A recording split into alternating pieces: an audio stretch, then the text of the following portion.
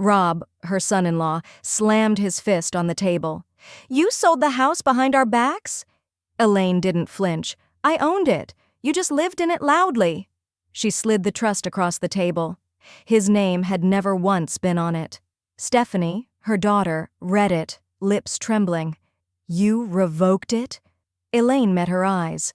"You gave me the garage. I gave you the consequence." And for the first time in years, the last seat at the table belonged to her. "Wait, before we go any further, I gotta ask, where are you watching from?" Drop it in the comments, and don't forget to subscribe. The scent of candied yams and rosemary turkey drifted through the open-concept kitchen, mingling with the laughter of guests and the clink of stemware.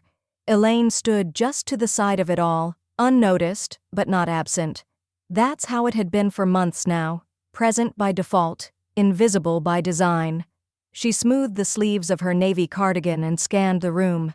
The couch, her spot since the move, was taken by 3 guests Stephanie had invited from her yoga studio.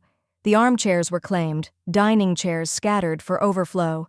Elaine took a breath, then leaned slightly toward her daughter. "Where should I sit?" she asked, voice low so as not to interrupt the toast Rob was delivering about gratitude and boundaries. Stephanie turned, already glowing from her second glass of wine. Her lips pulled into a too-wide smile. "Oh, Mom, garage has space. We just don't have enough seating for everyone." Then, with a quick glance toward her guests, she added with a laugh, "Guests get the couch. You understand." She didn't wait for a reply. The moment was dismissed like an empty plate. Elaine nodded once as if she'd expected it and walked to the kitchen island. She filled her plate carefully, just a little of everything, nothing messy. Turkey, green beans, a spoonful of cranberry sauce. When she turned back around, no one was watching. The sliding door creaked as she pushed it open. The garage greeted her with a chill that smelled faintly of motor oil and cardboard. Her eyes adjusted. The lawn chair sat in the corner, angled toward a mini-fridge and a deflated exercise ball. She placed her plate on a folding tray, eased herself down, and pulled her cardigan tighter. Overhead, the fluorescent garage light flickered twice, buzzed, then steadied. From inside, laughter swelled again.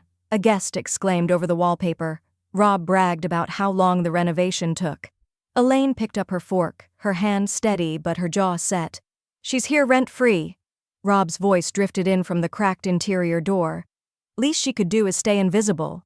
Someone chuckled in reply. A woman, unfamiliar voice. "You're terrible." "I'm honest," Rob said.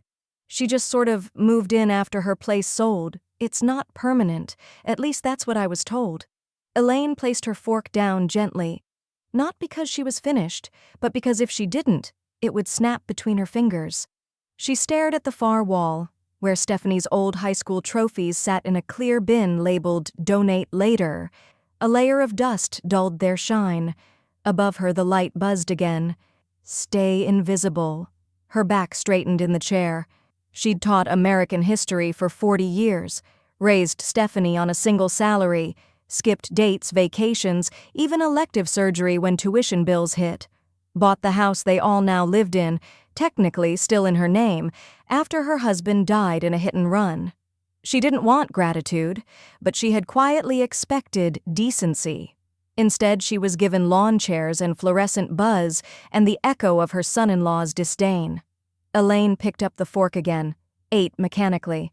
The stuffing was too salty, the green beans limp. She chewed slowly, not tasting, just processing. Inside, someone turned up the music. Uptown Funk thumped against the drywall like a smug reminder. Elaine swallowed. Then she smiled. Small. Barely there. But real. Not from joy? From clarity. She looked at the garage wall behind her. There, still taped from when she first moved in, was the cardboard box she hadn't touched in months, labeled "Important Papers, Mom." She knew what was inside, and suddenly, she knew what came next. The fork tapped against her empty plate like punctuation. The garage light flickered once, and held. The living room smelled like lemon floor cleaner and store-bought lavender. Elaine could hear Stephanie's voice floating in from the foyer, measured, bright, carefully casual. "She begged to move in," Stephanie said, After her condo sold, we just couldn't say no. I mean, family, right? Elaine paused halfway down the hall, hidden behind a half-open linen closet door. Her pulse ticked like a metronome in her ears. She's been through a lot, Stephanie continued. Widowhood makes people clingy. Soft laughter followed, clipped and polite. Elaine didn't recognize the voices. Probably new neighbors. Stephanie changed friends like handbags. Elaine moved silently back, toward the stairs. Later that evening, a guest in a silk blouse asked Elaine what she thought of the neighborhood. I haven't been out much, she replied. Mostly the library. I'm still adjusting. Stephanie leaned in with a smile that snapped like elastic. She's modest. Trust me, she likes the attention. When she moved in, she said she missed being needed. Elaine looked at her daughter and blinked slowly. I don't remember saying that. You did, Stephanie said lightly, eyes already back on her wine glass. Or something like it. The smile Stephanie wore was the kind Elaine used to tape on for parent-teacher nights. Tight, unbothered, presentable. Only Stephanie's version had edge. It cut clean, left bruises under the skin where no one could see. Later that night in the garage, Elaine sat with her journal open but blank. Her tea had gone cold. From inside she heard Rob rummaging in the fridge. She left the milk out again, he said. Stephanie groaned. Just label stuff. I swear next thing I know she'll be leaving Post-its on the butter like it's her kitchen. We should put a lock on it, Rob said. Keep the snacks safe. Elaine closed the journal. She didn't speak to them about it. Not then. Not the next morning, or the next dinner, or the Friday after that, when Stephanie returned from a charity mixer wearing a neon pink pin that read, Hearts for the Homeless. She dropped her purse on the counter and grinned. They raised 40 grand. You should have come, Mom. Would have been right up your alley. Elaine had been at the food bank all afternoon, volunteering with her old coworker from Jefferson High. She'd returned with sore knees and a smile she hadn't felt in weeks. It vanished now. Stephanie laughed, not seeing the shift. But maybe next time leave the cardigan, yeah? We're leaning more chic this year. Elaine said nothing. But that night, when the house quieted and the garage returned to its signature hum and flicker, she opened her suitcase. Buried beneath a zippered sweater pouch and a manila envelope labeled Med Records, she found it. A faded deed copy, yellowed slightly at the corners, creased once down the middle. Her name was listed in black ink, clean as gospel. Harold Whitaker and Elaine Whitaker, joint ownership with full rights of survivorship. The date, June 1989. She ran her fingers over the ink like Braille. Harold's signature was bold, slightly slanted. Her own, neat, teacher's penmanship. Stephanie's name appeared nowhere. It never had. Elaine placed the deed back in the envelope and sealed it with a strip of packing tape. Not because she was leaving, but because now she knew she could. The next day, Stephanie tossed a tabloid on the counter. Look at this, she said, pointing at a photo of a celebrity in sweatpants. Can you imagine looking like that in public? Elaine glanced down. The woman couldn't have been older than 40. I imagine she's tired, Elaine said, or just doesn't care what people like you think. Stephanie laughed. That's the most boomer thing you've ever said. Elaine walked back to the garage without a word. As she sat in her lawn chair, she pulled a pen from her cardigan pocket and wrote one line across the top of her journal page. I raised a mirror. I just never imagined what would look back. Behind her, the light flickered. And this time, she welcomed the dark. Elaine had barely finished rinsing her teacup when Stephanie appeared in the doorway, arms crossed and tone tight with performative cheer. Hey, Mom, since you've got time, could you sweep out the garage today? You know, just to make it less claustrophobic for guests. Elaine didn't flinch. Of course, she said quietly, drying her hands on a dish towel that didn't belong to her. The broom was already propped by the door, like a silent directive. Outside, the sun was sharp but shallow, November light, cold even when it looked warm. Elaine opened the garage door for air, pulled her cardigan tighter, and began sweeping from back to front, slow and methodical. Dust, leaves, old dog hair from a pet they never kept. She worked around the boxes carefully, tapping the broom under corners.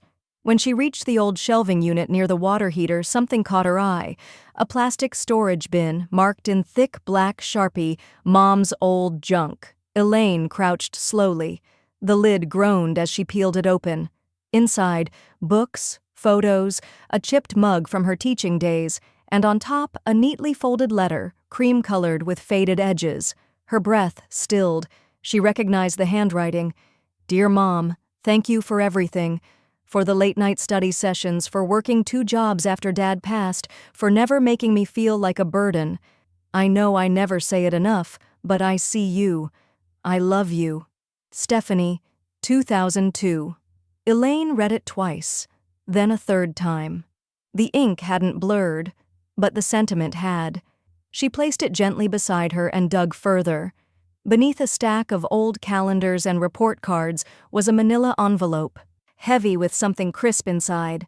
She pulled it free, flipped it over, and read the label written in Rob's unmistakable block letters: Whittaker Future Sale, Int, Convo. Her heart didn't race, it sharpened. She opened the envelope. Inside was a single printed email chain. Rob had CC'd a local realtor, time-stamped from 2 weeks ago. Subject line, "Looking ahead, 3-week turnaround feasible." He'd written, "We want the place listed soon, once the situation is resolved. It's all tied up for now, but there's no ownership concern. Should be a clean sale once the guest is no longer a factor." Elaine read it twice, her lips pulling into a slow, tight line. She pulled her phone from her cardigan pocket, portrait mode, no flash, and took a photo, then another, closer, capturing the subject line and timestamp. She flipped to the back page and snapped that too. Her fingers moved with the precision of someone cataloging evidence. Then she folded the email neatly, slid it back in the envelope, and placed it beneath the college letter, like one lie cushioning another. She looked back into the bin. At the bottom, wedged beside an old cell charger and a cracked CD case, was something harder, thicker than paper. She reached in. It was a worn leather card holder. She opened it. Inside, tucked into the crease, was a weathered business card. Carl Hendricks, attorney at law, estate and property division office number, direct line. Elaine smiled, small, sharp, and silent. Stephanie's voice called from the kitchen. "You almost done out there? We've got guests coming for dessert." Elaine didn't answer. Instead, she closed the bin, slid it back onto the shelf, and gently swept the last pile of dust out the garage door and into the fading daylight. She placed the broom back where she found it, wiped her hands on her slacks, and walked calmly to her suitcase. Later, in the mirror above the garage sink, she looked at her own reflection. "I see you too," she whispered. Then she pulled out the card and placed it on top of the deed. A future had just been scheduled, and this time, she was the one writing it. Elaine arrived at the cafe 10 minutes early and took the corner booth farthest from the windows. She didn't remove her coat, just stirred her tea and waited. Her fingers traced the rim of the ceramic cup, steady, rehearsed. At exactly 11 a.m., the door opened and Jordan Miles walked in, late 20s, lean, sharp-eyed, with an energy that suggested ambition polished by humility. He wore a forest green button-up and dark jeans, no tie, no sales pitch, just a canvas folder tucked under one arm and the faint scent of eucalyptus clinging to his coat. "You're Elaine Whittaker?" he asked, offering a quiet smile. "Just Elaine," she said, standing to shake his hand. They sat. She wasted no time. "I need a valuation," she said. "Fast. No listing boards, no neighborhood gossip." Jordan opened the folder. "I reviewed the documents you sent. The deed is clean, you're the sole legal owner, no co-trustees, no liens. And based on comps in your area?" He slid a page across the table. "You're sitting on about $790,000, conservatively." Elaine nodded, lips tightening around the number like it might shift. "I want it gone," she said, "before they host another brunch." Jordan blinked once, then straightened. "You said they. You mean your daughter and her husband?" Elaine met his eyes. "Yes. They believe the house is theirs. It's not." Jordan didn't pry, didn't ask about family drama or inheritances or what had pushed her to this edge. He just flipped to the next page in his folder and pointed, There's a client I work with. Buys properties like yours. Quietly, privately, no signs, no walkthroughs, all cash offers, typically closes in under 21 days. You wouldn't get top dollar, but it's discreet. No noise. Elaine smiled faintly. That's exactly what I want. No noise. Jordan paused. There would be a walkthrough, just once, required for inspection, but we can stage it as a maintenance assessment. Elaine's eyes lit with something unreadable. Perfect. They're going to be out on Sunday, shopping for a new espresso machine. Jordan grinned. Then Sunday it is. They left separately. That Sunday, Elaine stood at the door in her oldest cardigan, holding a clipboard and pretending to review roofing quotes. Jordan arrived on time with a contractor badge clipped to his jacket and a second man in tow. Quiet, polite, with soft-soled shoes and a nod for every room. Elaine led them through the house like a docent. Every corner she once cleaned, every window she once washed, now pieces on a chessboard. This is the formal dining, she said evenly. Though these days we eat around a kitchen island. The buyer took notes. Jordan asked questions only an agent would know to ask about HVAC age, flooring warranties, garage storage. Upstairs, Elaine paused outside the master bedroom. They remodeled last year, spent a lot on aesthetics. The buyer nodded. That'll help. They reached the last room, Stephanie's old bedroom, now a guest retreat according to the framed sign on the door. Elaine opened it with care. Funny, she said. She used to paint the walls herself, with glitter glue, said one day she'd have a mansion. Jordan glanced at her. And now? Elaine folded her hands. Now she has opinions. The tour ended in the foyer. The buyer shook Jordan's hand, then turned to Elaine. I'll have a formal offer to you by Tuesday. It'll be clean. I expect nothing less, she replied. They left. Elaine closed the door, locked it, then leaned her forehead against the wood just long enough to feel its cool steadiness. That evening, Stephanie returned with a shopping bag and a new scarf wrapped high around her throat. Did you see that espresso maker? So sleek. We should redo the backsplash to match. Elaine just nodded and returned to her crossword. In her pocket, Jordan's business card was warm from being handled. A game had started, and only one player knew the rules. The printer in the corner of the garage wheezed like a tired lung, pushing out the final sheet of paper. Elaine pulled it gently from the tray, 2 pages, stapled, crisp, and understated. At the top, preliminary agreement, private sale, pending inspection. Below that, her name, Jordan's client number, and the proposed offer amount. She slid the packet into a manila folder labeled Roofing Estimates in faded ink. Then she took a breath, walked inside, and left it on the kitchen counter, angled just so. Not hidden, not flaunted, just there. Then she put on her coat and walked to the florist. At noon, Stephanie wandered in from yoga, ponytail fraying at the edges, phone in one hand, green juice in the other.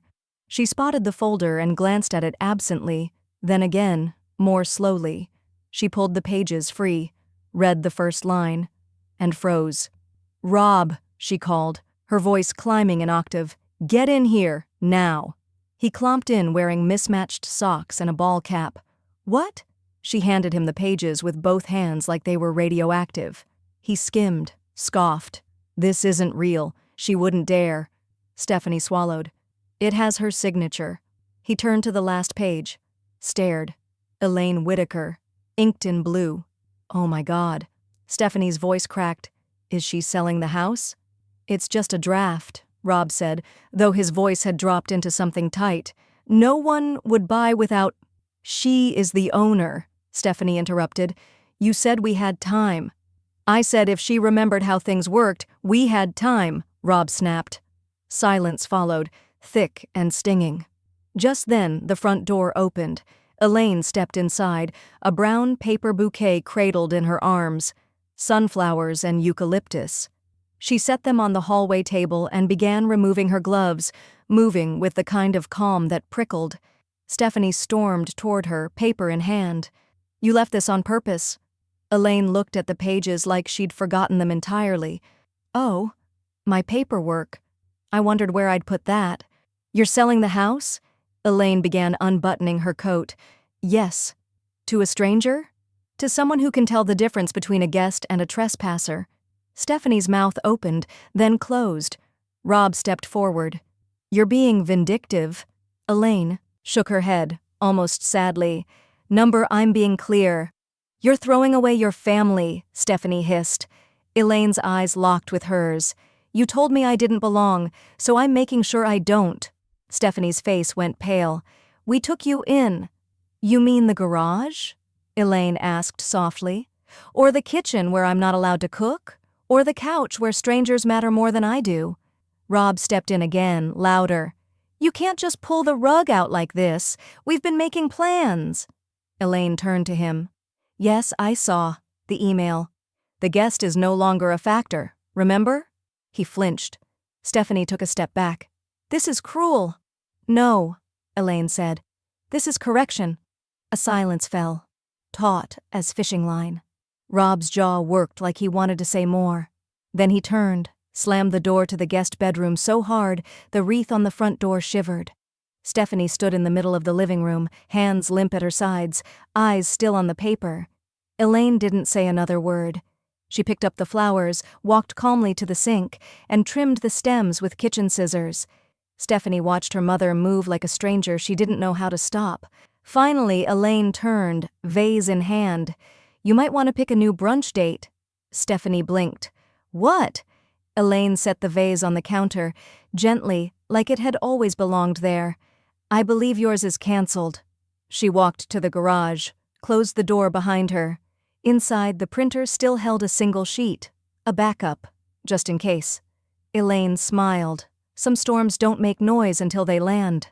The sound of cardboard scraping concrete was the only thing keeping time in the garage. Elaine lifted each box with careful precision, no rush, no panic, just a methodical quiet that said, this is not retreat, this is reclamation. She labeled each one with a fine-tip marker, books, winter clothes, photographs, teaching materials. She didn't sort for value, only for what mattered. Stephanie watched from the doorway that afternoon, arms crossed, jaw tight.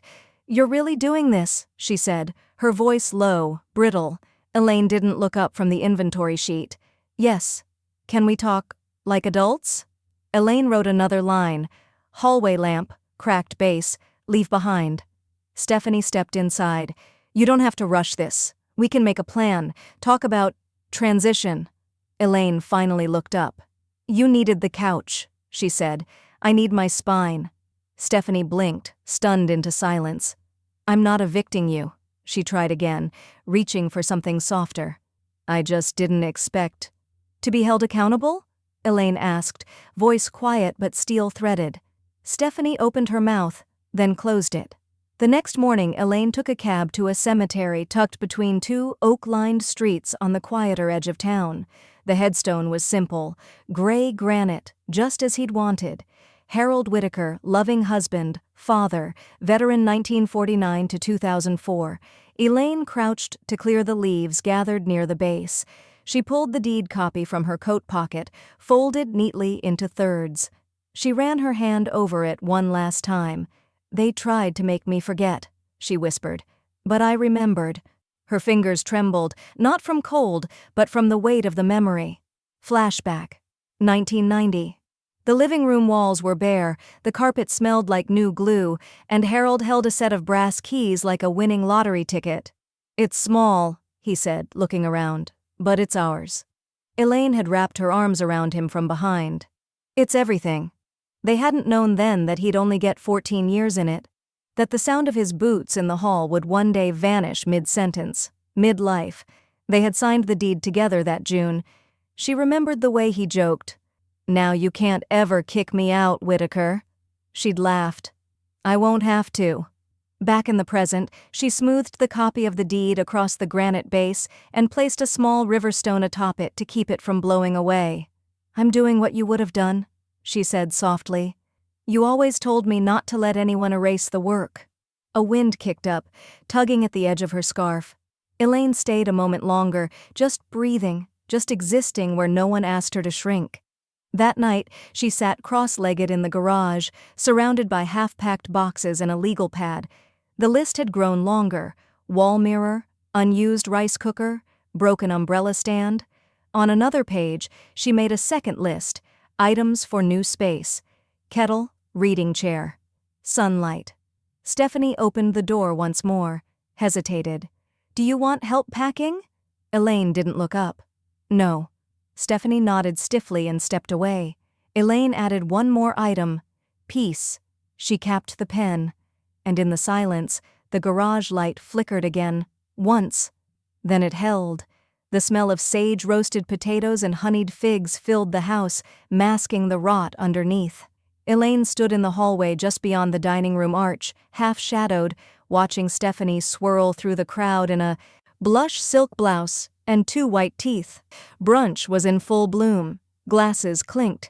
Someone complimented the backsplash. Stephanie laughed too loudly, clutching a mimosa like a microphone. Elaine hadn't been invited.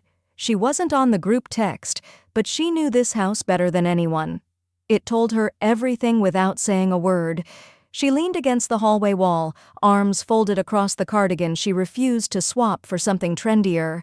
Her gaze swept across the polished buffet table: pear tartlets, mini quiches, name cards in rose gold font. Performative hospitality at its finest. From the far end of the dining table, a woman Elaine didn't recognize pointed to the ceiling trim. "The detailing in here is just gorgeous.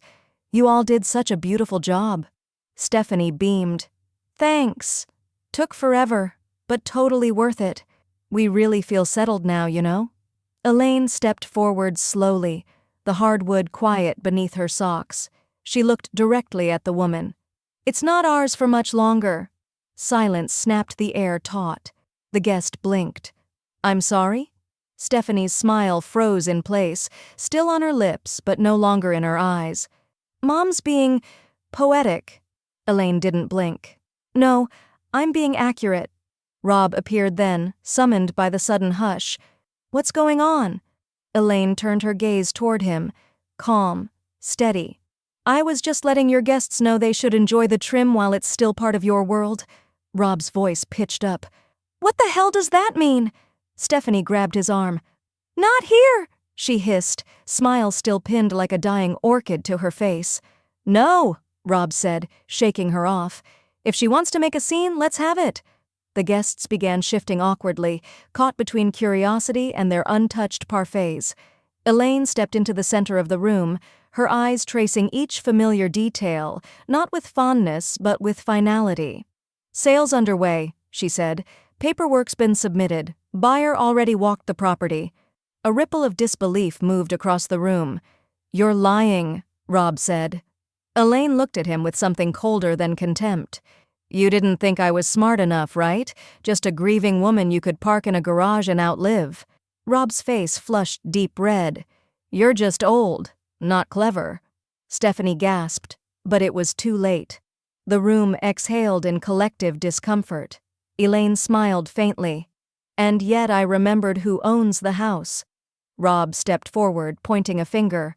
"You tricked us. This is vindictive and petty." "No," Elaine said. "This is legal and overdue."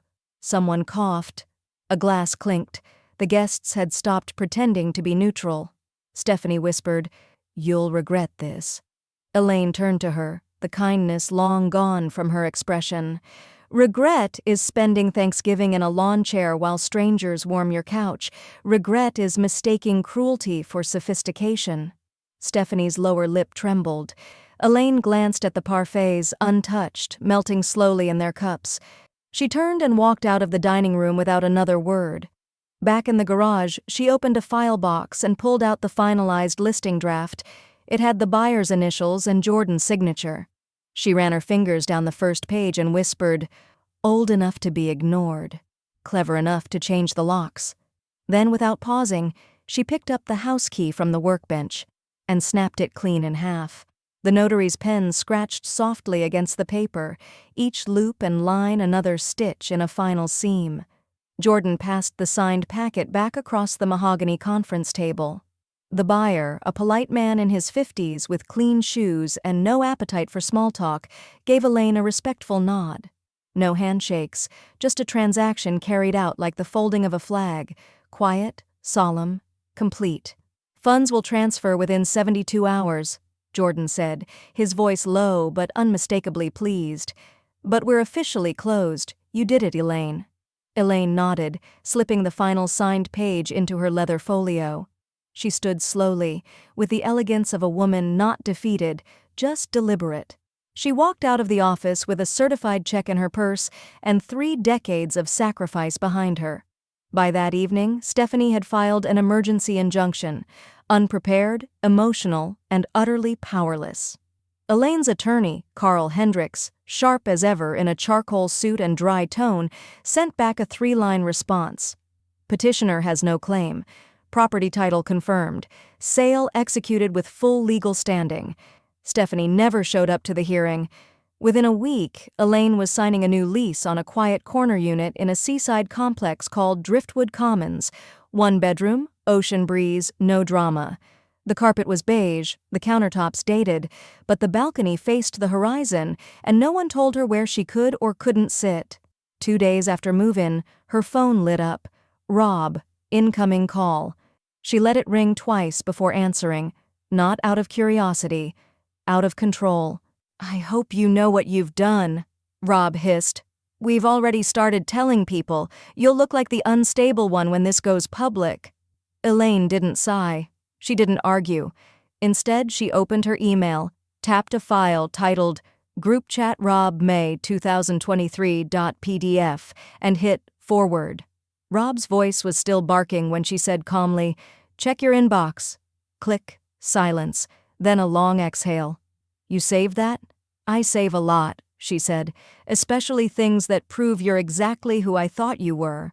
He hung up without another word. That same night, Elaine sat at her small new desk and opened her will. Her attorney had sent over the updated draft, already pre-reviewed. She flipped to the medical directive section and drew a clean black line through Stephanie's name. She replaced it with Carla Jennings, a former student who now worked in geriatric case management.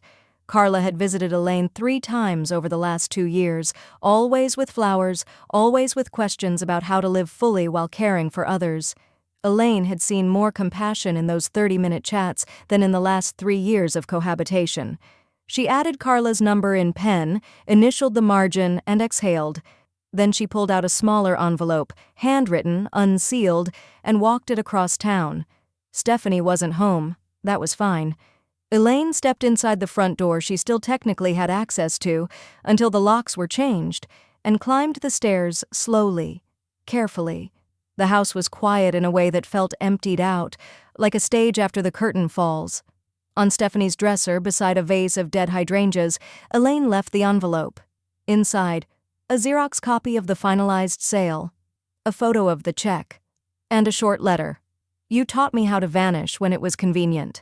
I've taught you how it feels when the vanishing isn't yours to control." Back at her condo, Elaine poured herself a glass of wine and stood barefoot on the balcony. The ocean was loud tonight, restless, like something stirred but unfinished.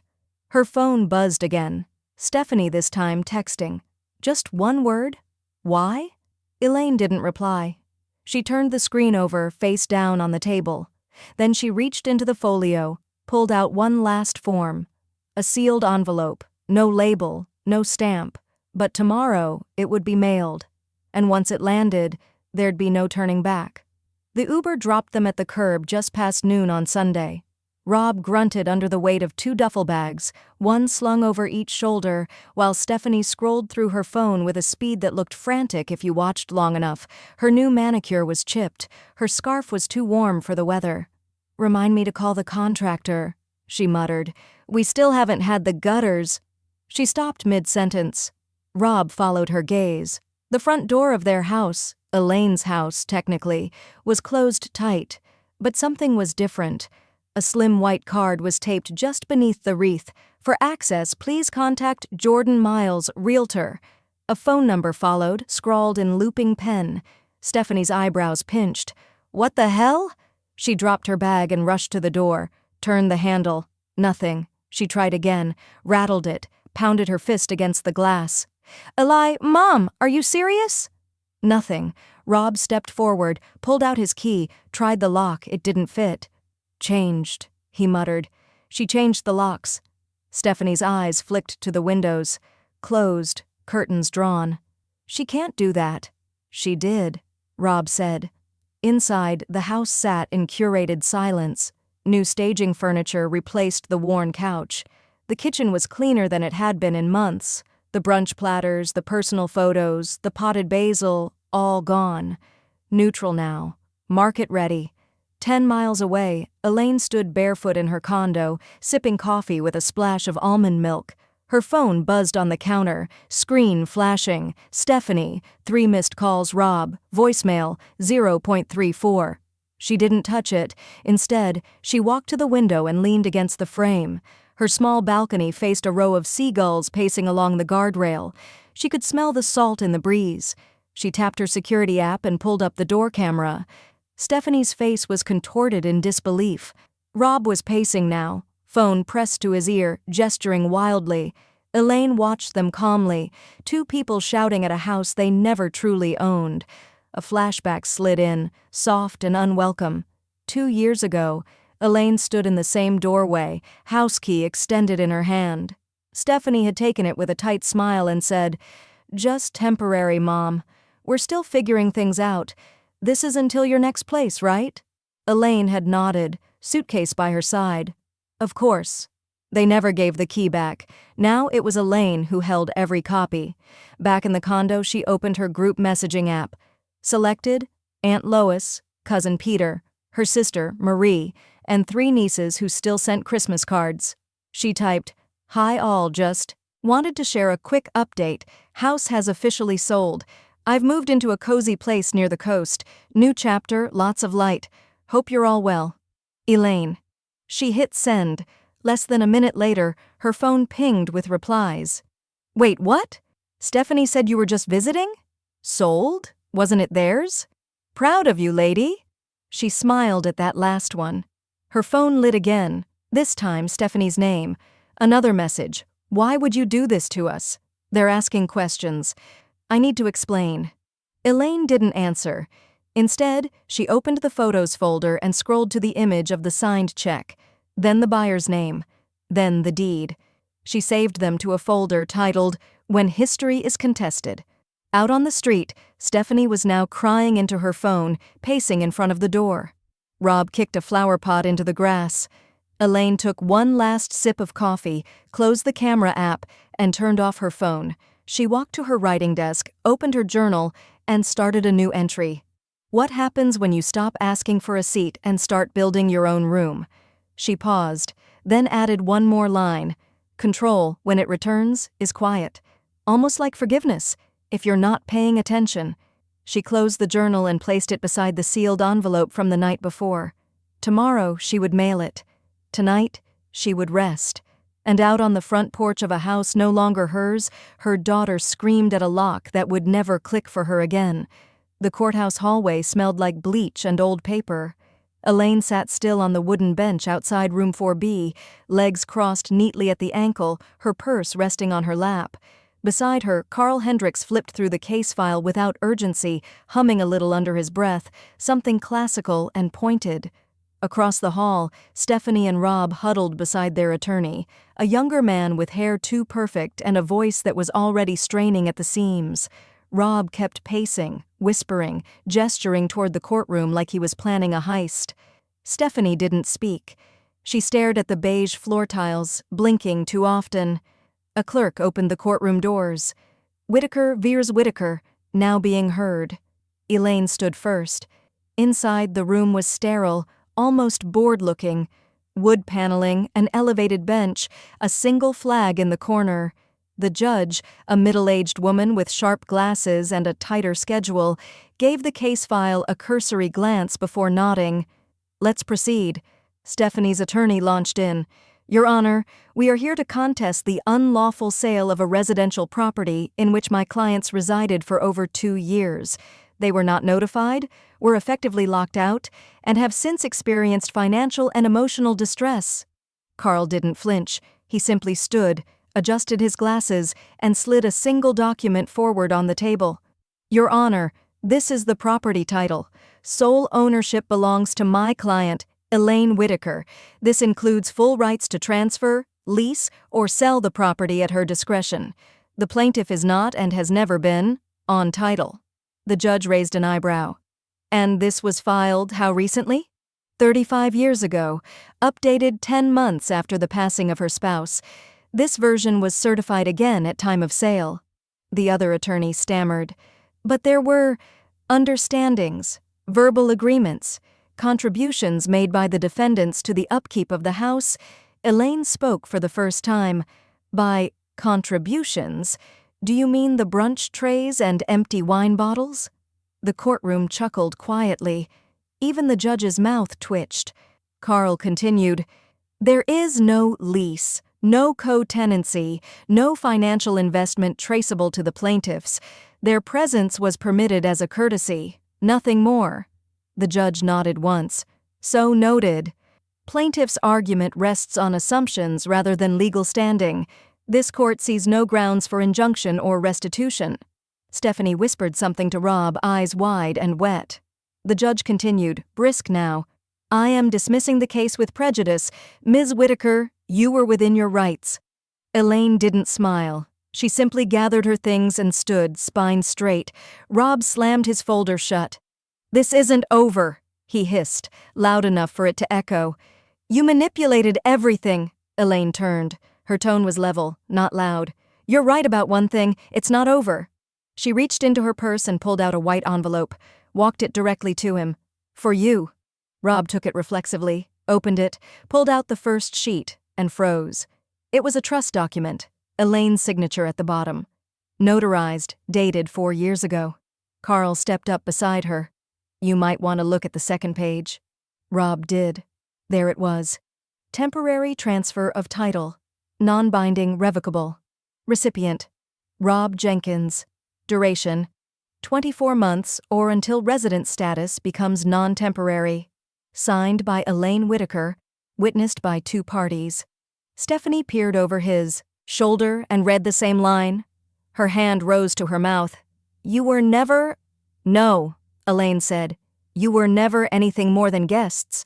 You were just the kind who overstay. Rob's face flushed crimson. Elaine looked past him, toward the courtroom door. We're done here. She didn't wait for a reply. In the hallway, sunlight filtered through the high windows, catching dust in golden slants. Elaine walked slowly, her heels clicking with quiet confidence. Behind her, Stephanie's voice cracked in the distance. What do we tell people? Elaine didn't turn around.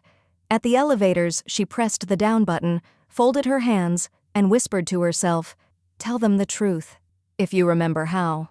The elevator dinged, and as the doors slid open, she stepped in, leaving them behind in a building built for judgments they never thought they'd face.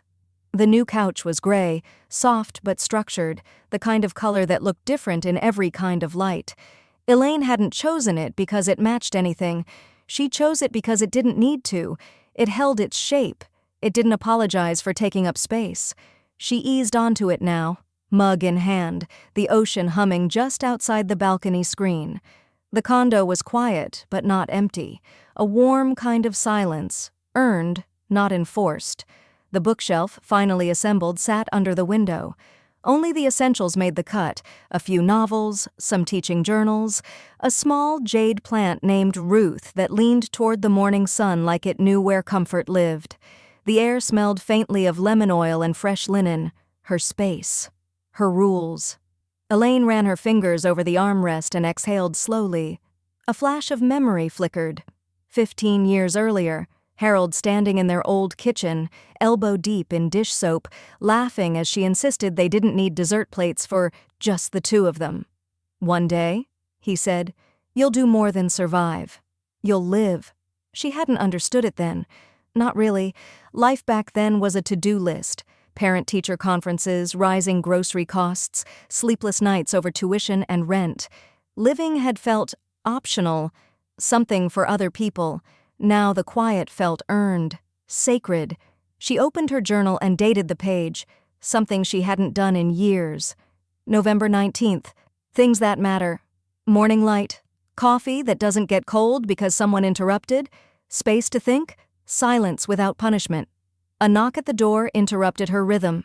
Elaine patted over in her socks and opened it slowly. Outside stood a young woman, early 30s, tan cardigan, holding a Pyrex dish covered in foil. Her smile was easy, unpracticed. She nodded toward the dish. "Hi, I'm Molly, Unit 2B. A few of us are doing an early Thanksgiving potluck next week. Wanted to invite you." Elaine glanced down at the dish. "What is it?" "Pumpkin lasagna," Molly said, then laughed. "It's better than it sounds." Elaine smiled. It was real, but small. "That's kind of you," she said, "but I think this year I'll be doing something different." Molly nodded without offense. "Another time then?" "Maybe." She took the dish anyway. It was warm in her hands, weighty and sincere. After Molly left, Elaine placed it on the counter and stared at it for a long moment. Then she turned her phone face up for the first time in hours. One message, "Stephanie, 6:42 p.m. I know I don't deserve an answer, but I wanted to say, I'm sorry. For everything. You didn't deserve how we treated you. I see that now." Elaine read it twice, then tapped mark as unread. Not out of cruelty, out of caution. Some doors shouldn't be reopened just because someone finally found their manners. She stood by the window, watching the sky shift from lilac to ash. The horizon blurred gently, sea against sky, like two things learning to coexist without explanation. She wasn't ready for someone else's table yet, but the couch beneath her? That was hers, and soon, so would be the rest. On the journal page, she wrote one more line beneath the list. "Ownership isn't about title, it's about peace." She capped the pen. The heater clicked softly beside her. The ocean moved, steady as breath, and in the silence, a new season waited. Unrushed, unapologetic, and entirely hers. The knock came just after sunset, softer than the first one days ago. Elaine had just lit the cinnamon candle on the kitchen counter. She turned the flame down on the kettle, walked to the door, and checked the peephole, expecting maybe Molly again. Or one of the complex staff. But it wasn't either. It was Lucy, 16. Pale from cold, hair windblown, a backpack slung low over one shoulder. Elaine opened the door slowly. "Lucy?" "Hi, Grandma." Her voice was tight, but her chin didn't waver. "Can I come in?" Elaine stepped aside without a word. Lucy entered, towing off her sneakers and tucking them neatly to the side without being asked. She dropped the backpack by the door and stood in the middle of the living room like someone used to shrinking in corners. Elaine closed the door. "Everything okay?" Lucy exhaled. Not even a little." Elaine moved to the kitchen, poured 2 mugs of cocoa, hers with almond milk, Lucy's with whole, and gestured to the couch. "Start from the top." Lucy sank into the cushion like it might disappear beneath her. "Thanksgiving dinner. Same as always. Mom was rehearsed. Rob was loud. Everyone just pretended nothing happened with the house. They made jokes about how you stole the equity." She blinked rapidly, then continued. "Then, after dinner, I heard Rob talking in the garage. I knew the voice, so I waited. And I recorded it." Elaine turned to her slowly. Lucy pulled out her phone, tapped a file, and handed it over. The screen lit with a shaky video. Rob, beer in hand, standing with 2 other men. "She's a walking guilt trip," he said, half laughing. "Should have locked her in the basement instead of the garage. Might have gotten more resale value." Laughter. Then him again. "Honestly, if she'd croaked sooner, we'd already have our second Airbnb by now." Elaine didn't breathe. The video ended. She handed the phone back with trembling hands. "You recorded that?" Lucy nodded, "and emailed it to myself, just in case." Elaine pressed a palm over her mouth, then lowered it. "I don't know what to say." Lucy looked down. "You don't have to. I didn't come here for you to say something. I came because I want to be around someone who doesn't dilute me." Elaine blinked. "Dilute you?" "Like they do. I laugh too loud. I dress too weird. My hair's a statement. I see you. I know what they did, and I want better for myself too." Elaine sat beside her, quiet, processing. The tea kettle whistled softly and then fell silent. She placed a hand gently over Lucy's. "I need to ask, did your mother know you were coming?" Lucy gave a sad smile. "She was mid-toast. I slipped out the side door. Don't worry, I texted her I was safe. Didn't say with who. Figured she'd guess."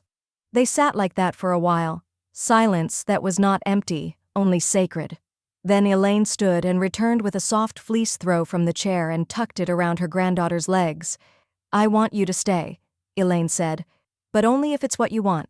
No guilt, no obligation. You deserve to move toward peace, not away from pain." Lucy nodded, her throat tight. "I want this." Elaine smiled, eyes glistening.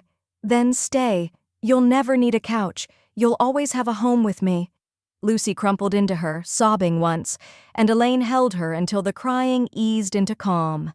Later, they sat cross-legged on the living room floor, Coco half-drunk, swapping stories, Harold's corny jokes, Lucy's science fair wins, Elaine's first protest as a teacher. It was late when Lucy fell asleep on the couch, the throw blanket tangled around her legs, her phone face down beside her. Elaine watched her sleep for a moment before turning out the light. Then she walked to her desk, opened her journal, and wrote, "Sometimes the legacy isn't the house. It's who finds their voice in your shadow and uses it to step into the sun." She closed the journal, and this time, when she turned off the light, the dark didn't follow her. It waited, warm, still, and no longer alone. The condo was quiet again, but not in the way that used to sting. This quiet was steady, calm, broken only by the scratch of a fountain pen against archival paper. Elaine sat at her desk, wrapped in her softest shawl, the ocean pulsing faintly beyond the glass door. Her legal folder lay open before her, flanked by a steaming cup of tea and a box of old photographs. The final version of her will sat on top. She reviewed it one last time. Executor, Carla Jennings. Beneficiary, Lucy Whitaker. Assets, condo, coastal living account, personal trust, estimated value $368,000. Addendum. Letter to be opened at 18. Elaine slid the letter into a linen envelope. No seal yet. Just a promise folded with precision. She wrote at the top, "Not just what you get, but how you live when you get it." Inside, the letter was written in her neatest cursive, "Lucy. This place, this trust, this story, they're yours. But what matters more is the spine behind them. Remember, a home is not where you are allowed to sit, but where you are not afraid to stand. Let no one convince you peace must be earned with silence. Let no one call you selfish for keeping your center. You come from strength. Never forget that. Not even when it comes wearing a familiar voice." Elaine signed it simply. "Grandma." Later that day, while Lucy was at her youth activism workshop, Elaine set the will inside the fireproof box beneath her bed. She placed the linen envelope beside it. When Lucy returned, cheeks flushed from speaking in front of a group of strangers who didn't yet know how powerful she was, Elaine smiled. "Hungry?" "Starving," Lucy said, kicking off her boots. "Also, I think I might want to learn to make your garlic lentils. Molly asked if we could host next week's dinner." Elaine. Shoulder and read the same line. Her hand rose to her mouth. "You were never—" "No," Elaine said. "You were never anything more than guests. You were just the kind who overstay." Rob's face flushed crimson. Elaine looked past him, toward the courtroom door. "We're done here." She didn't wait for a reply. In the hallway, sunlight filtered through the high windows, catching dust in golden slants.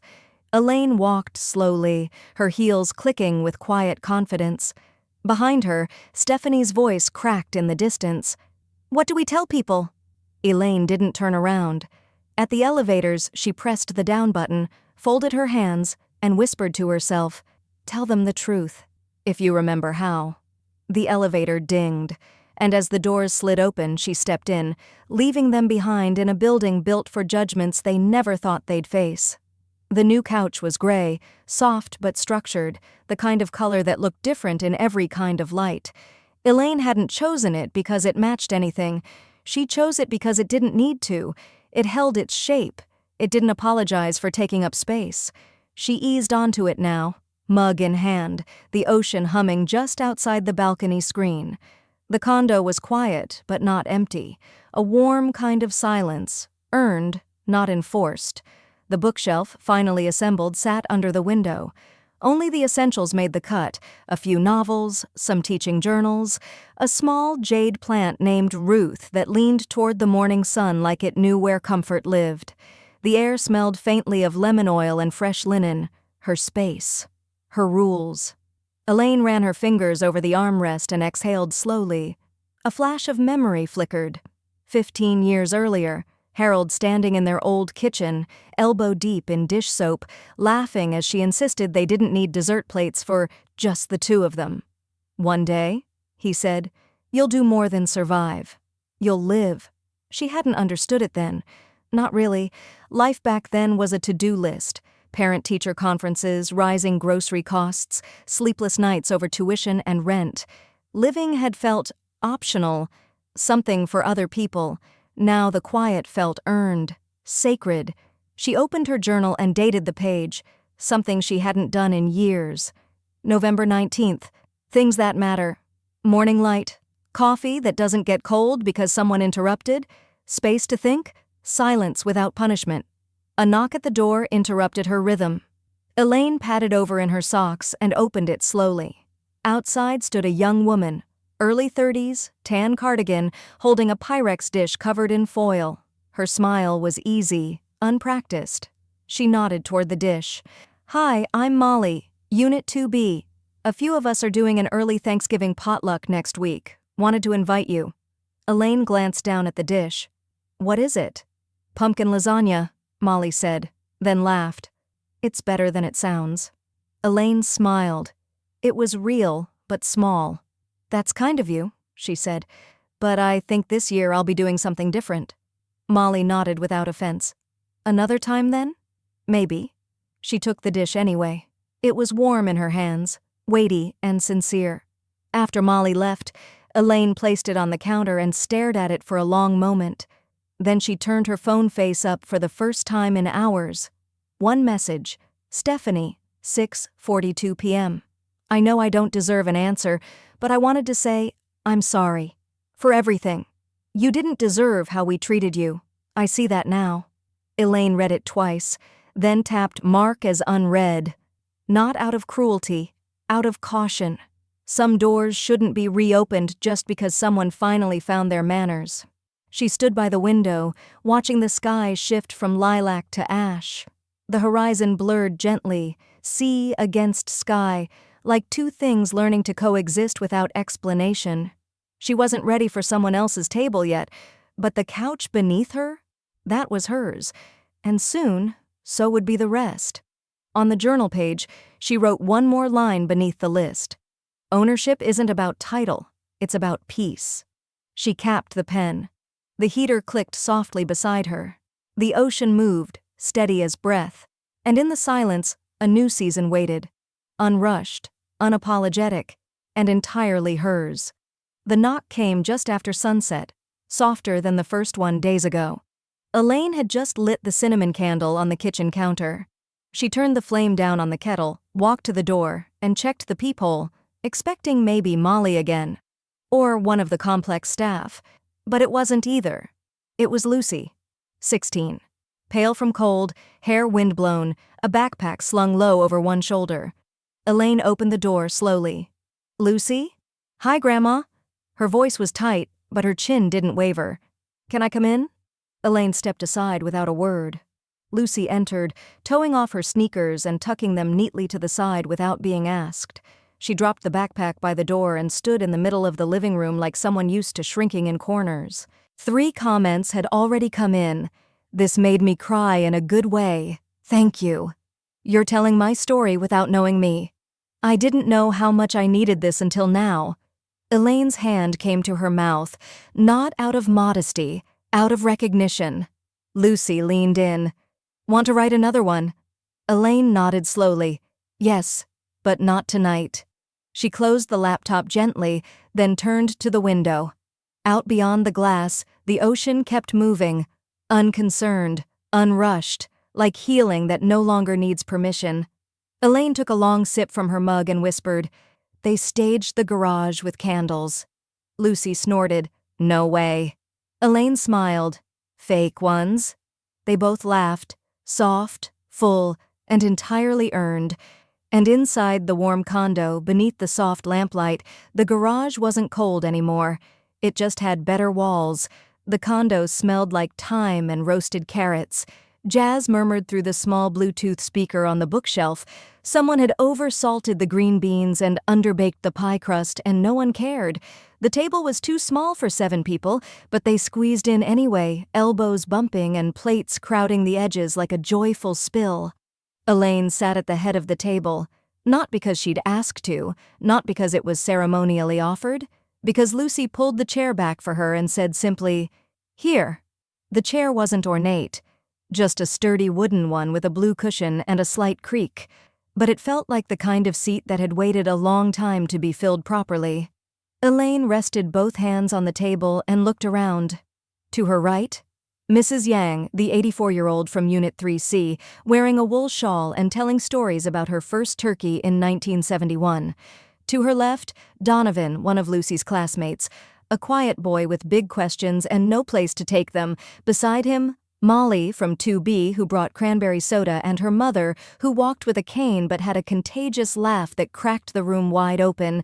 And across the table, Lucy, eyes bright, hair pinned up messily, leading the chaos like someone born into warmth instead of fighting for it. The toast had not yet been made. The pie still sat untouched, but the feeling of fullness had already arrived, before the food, before the thanks. It sat in the air like something sacred and earned. Elaine leaned back, letting the conversation swell around her. She didn't have to orchestrate it, didn't have to correct anyone. It moved without her, but in rhythm with her. Her phone buzzed once. She glanced at it. "Stephanie, 2:14 p.m. I'm sorry. Can we talk? Even just once? I miss you." Elaine didn't flinch. She read it slowly, then let her thumb hover. A moment later she typed, "I hope you grow, but I've grown past you. Send." Then she flipped the phone over and let it rest beside her glass. Lucy stood and raised hers. "Okay, it's my turn," she said, grinning. "I have a toast." Everyone quieted. Even the Jazz paused, as if the room itself leaned forward. "To my grandma," Lucy said, voice steady but brimming, "who didn't just make a house, who made a home from silence, who taught me that peace isn't what you beg for, it's what you build." Elaine's eyes welled. She pressed her palm to her chest just once. Donovan raised his glass. "To Elaine." The others echoed, clinked glasses, real and plastic, mismatched and fine. Elaine blinked slowly.